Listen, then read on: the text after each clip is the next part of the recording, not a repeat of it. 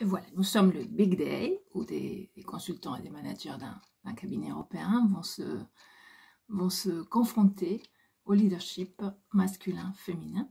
Je vais prendre la suite de la précédente vidéo. Nous étions au leadership situationnel, c'est-à-dire de proximité, situational leadership, qui a été modélisé et mis en forme, comme les Américains savent très bien le faire, par Paul Hersey et Kenneth Blanchard. C'est une petite matrice très très simple avec les positions de directivité et de délégation et ensuite la balance, le penchant, le pendant de la persuasion ou de l'influence, mais on n'en parlait pas encore autant qu'aujourd'hui d'influence, de la persuasion et de la participation. Donc ça va être vraiment l'apanage des leaders, essentiellement années 90, début des années 2000, qui vont être donc des managers intermédiaires ou du middle management, qui vont intervenir sur des projets transverses la plupart du temps et organiser une coordination qui dépasse largement le périmètre de leur métier. Et c'est ça la grande difficulté, c'est-à-dire qu'on va leur demander un petit peu d'être partout. D'être partout tout en étant plutôt animateur, plutôt en retrait. Enfin, donc toute cette période finit par catalyser, dans ces années que nous vivons actuellement, je ne sais jamais si c'est la première décennie ou la deuxième décennie, mais c'est la deuxième décennie des années 2000, parce que ce sont les années 2010, 11, 12, 13, 14, mais c'est la deuxième décennie.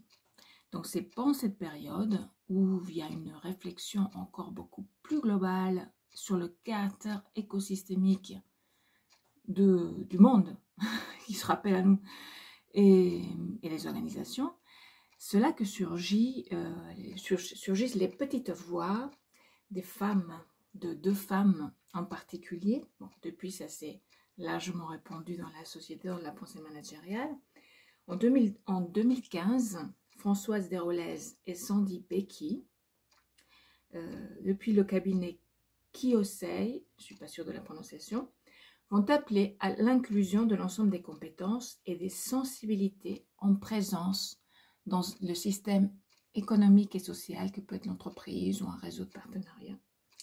Nous voulons, je les cite, nous voulons valoriser l'ensemble des compétences de chaque individu dans l'entreprise, les répartir et mieux les utiliser dans différents contextes en associant plusieurs acteurs. Nous ne voulons pas enfermer le collaborateur dans une seule fonction.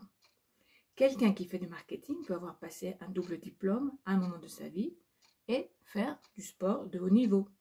Il doit pouvoir travailler dans ces trois domaines au sein de son entreprise ou auprès des partenaires qui constituent son écosystème. Donc c'est exactement ce leadership actuel, contemporain, que nous allons travailler en atelier.